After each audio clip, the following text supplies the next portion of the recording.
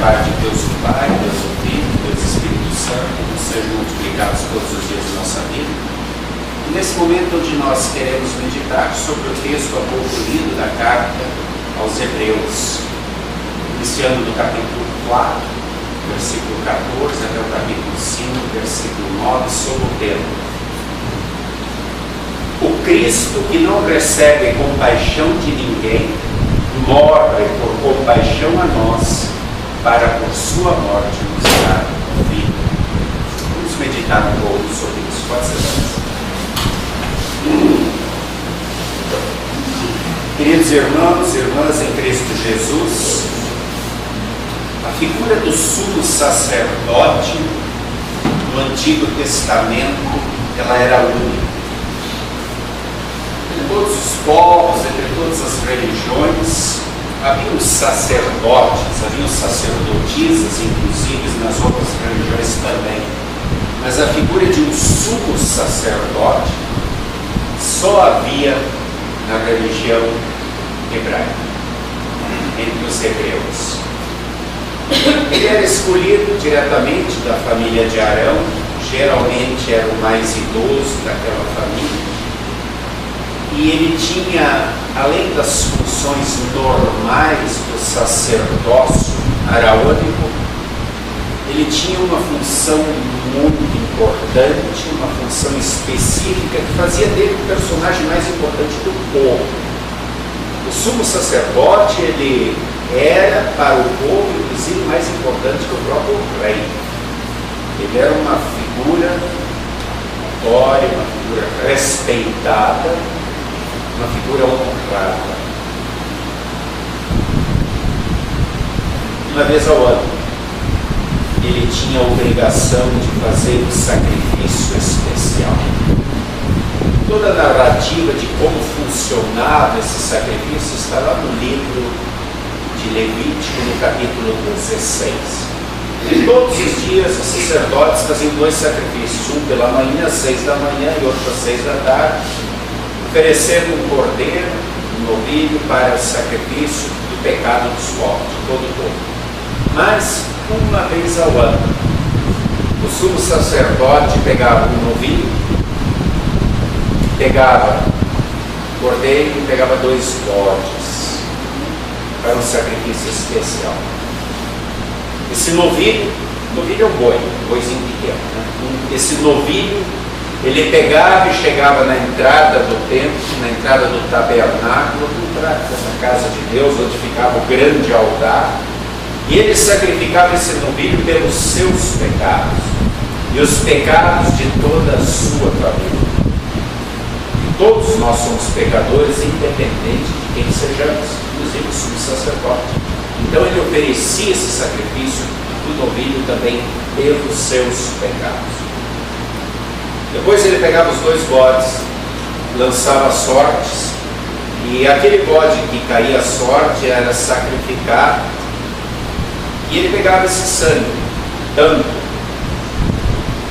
do novilho como o sangue do bode, e ele entrava dentro do templo, dentro do tabernáculo, e era a única vez no ano que ele podia passar pela cortina especial que fazia o divisório entre o santo lugar, que era o lugar do templo onde ficavam os pães da proposição, que era um pão de cada tribo que traziam todos os dias para o alimento dos sacerdotes, onde ficava o candelabro que precisava ficar aceso, por isso que temos as velas acesas, mostrando que a nossa fé viva e está acesa no Deus Todo-Poderoso, e onde ficava também o incensário. E ele passava então naquela cortina até o Santíssimo Lugar, um lugar chamado de Santíssimo Lugar, o Santo dos Santos. Era a única vez no ano que ele passava por aquela cortina. E ali, atrás daquela cortina, ficava a Arca da Aliança, que era uma madeira feita de acácia, toda era forrada de ouro, com em cima uma tampa que era chamada de propiciatório, que tinha 2 anjos com 2 asas abertas, eles se tocavam, um dessa maneira, o outro de outra maneira, se tocando, e ali dentro daquela arca ficavam as 2 tábuas de pedra, os 10 mandamentos que Moisés recebeu, um pequeno vasilhame, um recipiente com um pouquinho do maná, que é o alimento com o qual Deus alimentou aquele povo durante 40 anos no deserto, e o cajado, a vara de Arão, quando Deus pede que cada um dos líderes das tribos traga o seu cajado, a sua vara, e coloque na frente dele. Aí ele diz: aquela que florescer, e eram paus secos, mortos, eram seus cajados de andar no dia a dia. Deus disse: aquela que produzir flores, que eu escolhi para ser o meu sumo sacerdote. Arão de repente começa a produzir um monte de flores. Então Deus guardava, o povo guardava isso lá dentro da arca. Por quê? Porque eram manifestações de Deus, eram presentes de Deus. Os 10 mandamentos, Deus deu. O maná era o alimento de Deus. A vara que floresceu, foi Deus que fez florescer, escolhendo seu sumo sacerdote. Então ali, o altar sempre simboliza a presença de Deus. Por isso nós temos o altar, o lugar de reverência no nosso culto. É aqui que está o símbolo do Senhor, é a mesa do Senhor, é aqui que nós recebemos a ceia, onde Deus vem a nós, dando-nos junto com o pão, o vinho, o corpo e o sangue de Jesus. Por isso que igreja sem altar falta a presença de Deus, falta o mais importante. E o que o sumo sacerdote fazia? Ele trazia um pouco daquele sangue, foi sacrificado lá na frente, o grande altar do novilho e do cordeiro, e ele aspergia, respingava sobre o propiciatório, simbolizando Deus. Eu estou trazendo aqui o sangue do nosso sacrifício, para que tu recebas esses nossos pecados e os perdoes. Isso acontecia uma vez ao ano, simbolizando que um dia, lá no futuro, viria o Cordeiro de Deus que se sacrificaria e derramaria o seu sangue para limpar de uma vez por todas os pecados da humanidade. Ao sair dali, o templo, diante de todo o povo reunido, ele então pegava um outro bode, que era chamado então de bode emissário, ou como nós conhecemos mais hoje em dia, bode expiatório. Ele colocava as duas mãos sobre esse bode e fazia uma oração pelo povo, dizendo: Deus, eu peço que pegue todos os pecados do povo, coloque sobre esse bode, para que ele leve ele embora para o deserto, para longe do nosso arraial, para longe de nós, e assim nos purifica. Por isso que ele era o bode emissário, ele levava os pecados embora do povo, embora do arraial, tirava da presença deles. Ou bode expiatório, porque dessa maneira o povo estava perdoado. Depois de cumprir todo esse rito, então ele tirava a sua batina, sua veste de talar, ele se lavava, pendurava a veste de talar, deixava pendurada lá na entrada do templo, e então ele sacrificava como holocausto, por Deus ter dado toda essa oportunidade de arrependimento, todo esse perdão, simbolizando o perdão que viria do Cordeiro de Deus lá da frente de Jesus. Agora o holocausto de gratidão não oferecia o último sacrifício. Esse era o grande ato do sumo sacerdote, além dos atos normais dos sacerdotes. E agora Jesus vem como sumo sacerdote. Em Hebreus 9, 11, 12, está escrito assim: quando porém veio Cristo como sumo sacerdote, não por meio de sangue de bodes ou de bezerros, mas pelo seu próprio sangue, ele entrou no Santo dos Santos uma vez por todas, tendo obtido eterna redenção. Na verdade, Jesus não entrou no Santo dos Santos, mas quando ele morre lá no alto da cruz, quando ele grita: está consumado, aquela cortina se rasga de alto a baixo, ou seja, Deus acaba com a divisão, com a separação. E a partir dali, naquele momento, aonde Jesus se sacrifica por nós, com o seu sangue, nós não precisamos mais de um sumo sacerdote que faça esses sacrifícios. nós agora podemos chegar diante do altar do Senhor e receber os benefícios do que Jesus conquistou para nós com a sua morte na cruz. Ao recebermos a ceia do Senhor junto com o pão, recebemos seu corpo, junto com o vinho, recebemos seu sangue. Saímos dali perdoados. E essa nova aliança que Jesus faz, ela é eterna. Ela é até o dia, válida até o dia que alcançamos a eternidade. Queridos irmãos e irmãs, como Cristo veio como grande sacerdote, escolhido, isso é, ungido pelo próprio Deus para essa função, ele não teve as mesmas honras, os mesmos privilégios, o mesmo respeito e a mesma consideração que todos os outros sumos sacerdotes terrenos, humanos, falhos e pecadores tinham tido até aquele momento. Ele, conforme o autor de Hebreus 7,6, o santo, inculpável, sem mácula, separado dos pecadores e feito mais alto do que os céus, foi desprezado e o mais rejeitado entre os homens. Ou como lemos no texto do Antigo Testamento, em Isaías 53, 3, 4 e 5, ele foi como uma ovelha muda até o matador, onde ele foi traspassado, furado por causa dos nossos pecados, onde ele carregou sobre si o peso das nossas culpas, das nossas transgressões, onde ele foi moído, foi esbofeteado, foi surrado, foi cuspido, chicoteado, e por fim foi pregado na cruz. Por causa dos meus erros e dos teus erros, por causa das nossas transgressões. E por fim, recebeu uma coroa sim, mas uma coroa não de pedras preciosas, uma coroa de desonra, uma coroa de espinhos.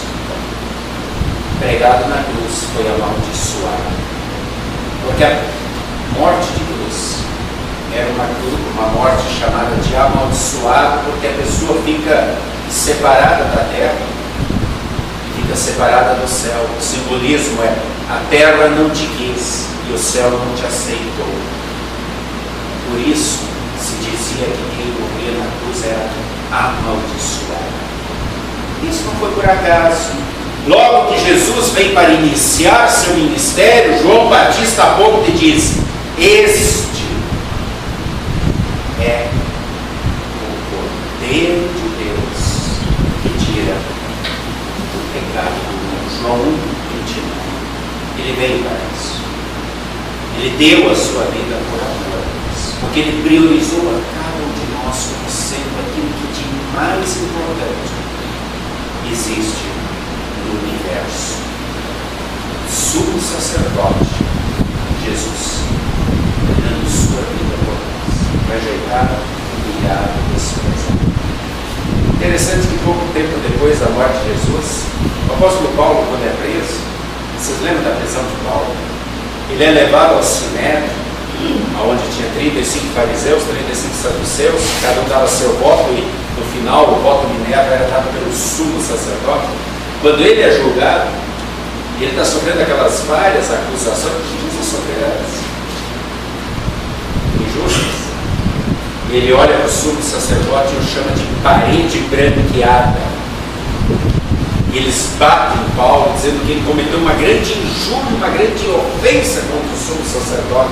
O que Paulo quis dizer com parede branqueada? A parede não se mexe, está parada. Branqueada porque ele tinha os cabelos já com suas tranças, com seus cabelos brancos, e era ele quem deveria defender quem estava sendo injusticiado, mas ele estava calado, cumprindo a sua missão de sumo sacerdote, e ele estava sendo injuriado. Imagine Jesus. Qual termo poderíamos usar para o que aconteceu com Cristo? O nosso sumo sacerdote, que nunca foi injusto, que só cometeu justiça, que nunca cometeu um pecado, nunca cometeu um erro, e mesmo assim sofreu toda essa agonia dolorosa que levou à cruz. Se ninguém teve compaixão de Jesus, Jesus teve compaixão de todos nós e de cada um de nós. Como sumo sacerdote, ele fez um sacrifício por cada um de nós. E esse sacrifício nós chamamos de paixão, porque foi movido pelo seu amor. Nós não merecemos.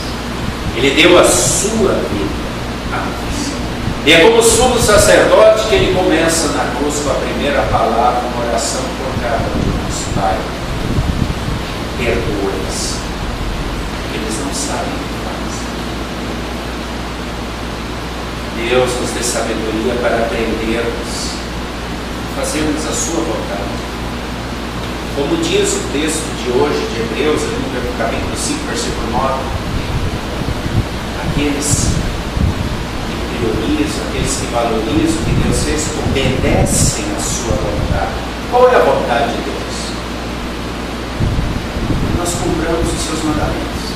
Nós não cumprimos os 10 mandamentos para chegarmos ao céu. Não, nós olhamos para a cruz, Ele nos dá isso. Mas nós cumprimos os 10 mandamentos porque é assim que Deus espera que os seus filhos vivam. Os 7 mandamentos da segunda etapa em relação ao próximo são fáceis de olhar, de saber se estamos cumprindo ou não. Matar, roubar, adulterar, mentir. Mas os 3 primeiros que tratam do nosso relacionamento com Deus, de priorizar Deus em nossa vida, dar culto e adoração a Ele, colocar a Ele sempre como o único Deus, como o mais importante na nossa vida, não tomar o seu nome em vão, valorizar o estar na igreja, santificando o seu dia, ler a sua palavra, ouvir, gostar de estudá-la todos os dias. Nós fazemos isso? Sim ou não? Na oração sacerdotal, Jesus diz: Pai, santifica-os na verdade, a tua palavra é a verdade. Nós temos à nossa disposição a palavra de Deus. A Bíblia. Qual é o valor que temos para ela? Nós lemos todo dia a Bíblia. Nós temos procurado em nossa vida ouvir o que Deus tem a nos dizer, ou internet, Face, Zap, novela, amigos, festas, comemorações, não nos deixam tempo para sermos santificados, alimentados pela palavra de Deus. Como é que nós estamos nos alimentando? O que tem sido prioridade na nossa vida? Nós estamos nos alimentando do quê? Jesus continua orando por nós. Pai, perdoa-os porque eles não sabem o que fazem. Pai, santifica-os na tua verdade, que é a minha palavra. Precisamos ler, precisamos valorizar, precisamos estudar, precisamos encontrar tempo para isso. Estamos ou não estamos fazendo? Queridos irmãos e irmãs, a obra de Jesus na cruz não é uma obra apenas para ser admirada e comentada, é muito mais uma obra para ser crida e vivida no dia a dia. Ele é o autor da salvação. E Ele espera que valorizemos isso. Tem uma palavra muito séria. Isso está escrito em Hebreus, que é o livro que estamos estudando hoje, capítulo 10, versículos 26 e 27, onde ele diz assim: não deixeis de vos congregar como é costume de alguns. E ele diz assim: porque se nós agora, depois de conhecermos a palavra, conhecermos Deus, se nós vivermos deliberadamente em pecado, depois de termos recebido o pleno conhecimento da verdade, então já não resta mais sacrifício pelo pecado. Pelo contrário, o que há para essas pessoas é uma certa expectativa horrível do juízo e fogo vingador que ocorrerá sobre eles. Queridos irmãos e irmãs, quantas e quantas pessoas estão se perdendo porque não levam a sério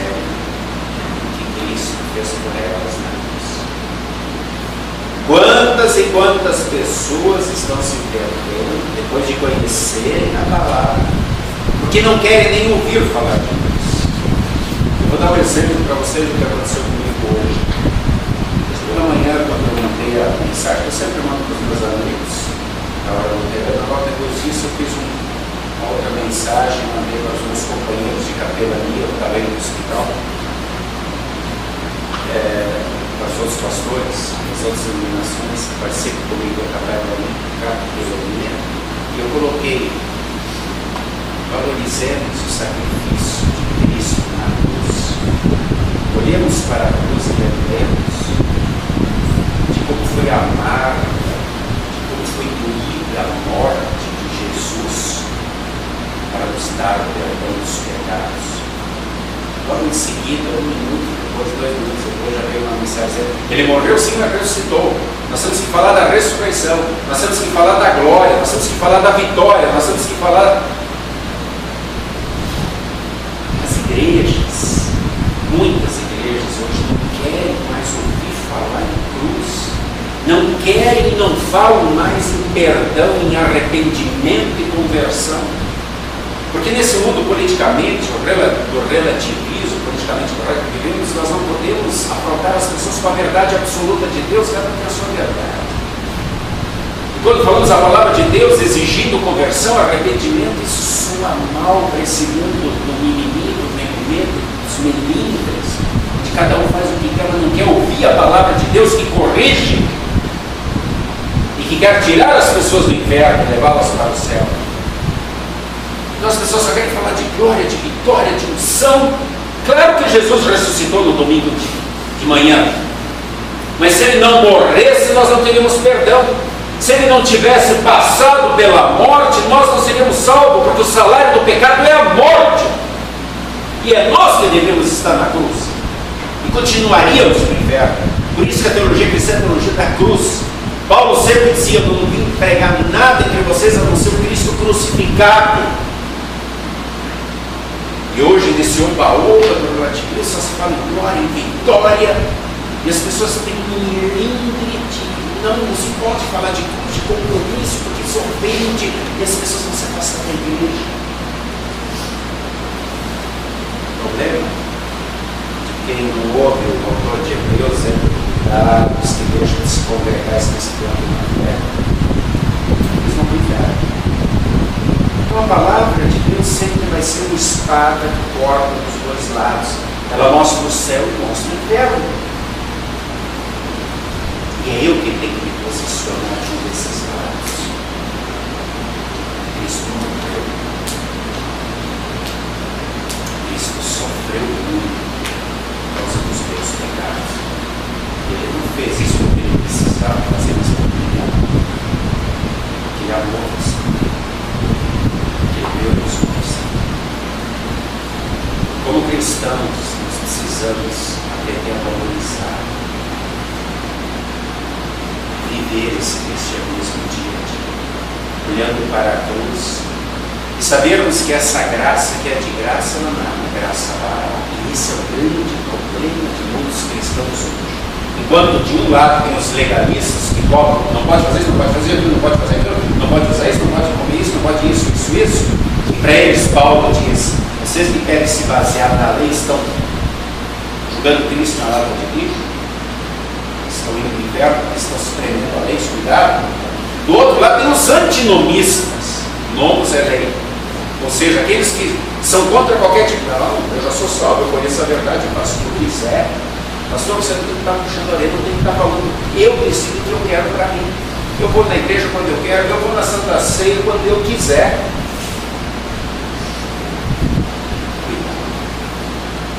Temos muito cuidado na nossa vida espiritual, que o diabo é como um leão, hoje o tempo todo. E ele procura o momento oportuno para nos abater. O autor de Hebreus diz que só uma maneira de sermos santificados e fortalecidos na fé: uso contínuo da palavra de Deus. O salmista diz: alegrei quando me disseram: vamos à casa do Senhor. O autor de Hebreus diz: não deixe de você congregar. Santa Ceia. A Santa Ceia.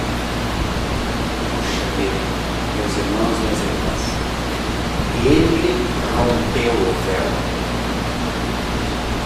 Nós não precisamos estar trazendo o tempo todo cordeiros, bois, novilhos, bezerros. Ele agora vem para nós no altar e diz: está com pecado? Tu reconhece o teu pecado? Eu continuo lá diante do Pai orando, intercedendo por ti, mas quem aqui percebe? Confessa o teu pecado. Não dói. Doeu para mim. Para ti não vai. Te arrepende. Olha para Deus. Recebe o perdão maravilhoso que Ele quer te dar.